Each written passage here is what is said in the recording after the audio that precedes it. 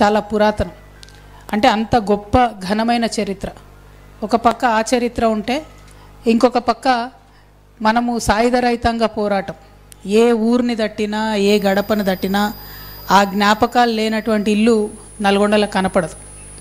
ఆ సాయుధ రైతాంగ పోరాటము మొన్నటిదాకా అన్ఫార్చునేట్లీ మల్లు స్వరాజమ్మ అమ్మగారిని కోల్పోయిన మొన్న కానీ వారందరి స్పిరిట్ ఇప్పటి వరకు కూడా బతికుండడం, ఆ చైతన్యం ఎక్కడో దగ్గర నల్గొండ జిల్లా ప్రజల ఆలోచన సరళిని, వాళ్ళు ఓటు వేసే విధానాన్ని, వాళ్ళు సమస్య గురించి విశ్లేషించే విధానాన్ని, ఆలోచించే విధానాన్ని అన్నిటినీ కూడా ప్రభావితం చేస్తూ ఉంటుంది.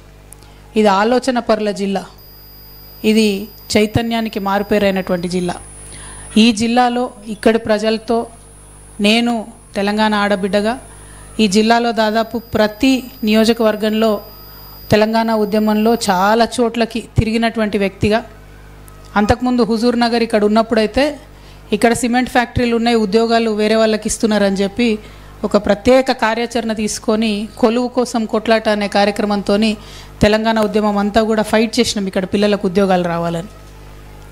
దాదాపుగా ప్రతి నియోజకవర్గంలో బతుకమ్మ ఎత్తుకొని తిరగనటువంటి మండల కేంద్రం లేదు కావచ్చు. మరి అటువంటి జిల్లాలో ఇవాళ నేను తెలంగాణ జాగృతి జనంబాట పేరుతోని ఈ జిల్లాకు రావడం జరిగింది. జనంబాట ఎందుకు పట్టింది జాగృతి అనేటటువంటి అంశం ఇక్కడ జిల్లా ప్రజలకు చెప్పాల్సినటువంటి బాధ్యత నా మీద ఉందని చెప్పి నేను భావిస్తూ ఉన్నాను.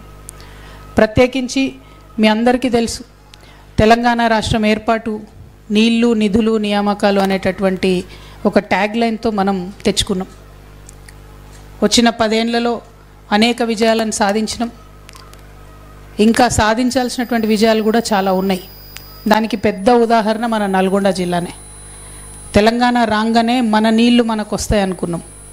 నల్గొండ జిల్లాలో 10 సంవత్సరాలలో కృష్ణా జలాలు మనకు సంపూర్ణంగా అందినా లేదా ఒక్కసారి నల్గొండ ప్రజలు గుండె మీద చేసుకొని ఆలోచన చేయాలి. నల్గొండ అంటే ఏముంటుంది, మనకు సాగర్ నుంచి వచ్చే నీళ్లు ఉంటాయి, ఎలిమినేటి మాధవరెడ్డి గారి దగ్గర నుంచి ఆ ప్రాజెక్ట్ నుండి వచ్చే 2.5 లక్షల ఎకరాలు అది ఉంటుంది పారకం. డిండి పూర్తి అయితే 3.5 లక్షల ఎకరాలు పారుతుందని అనుకుంటాం. ఇక మూసి నిన్న మొన్న ముఖ్యమంత్రి గారు మొదలుపెట్టిన తక్కువ పారకం ఉన్నా కూడా మూసి ఎస్ఎల్బిసి ఆ టనలు పూర్తయితే దాని నుంచి వచ్చేటటువంటి ప్రాజెక్టులు పూర్తయితే 3.5 లక్షల ఎకరాలు దాంతో రావాలి. ఎస్ఆర్ఎస్పి స్టేజ్ 2తోని కొంత పారకం ఉంటుంది. తర్వాత కొంత కాళేశ్వరంతో, అంటే ఉమ్మడి నల్గొండ జిల్లాలో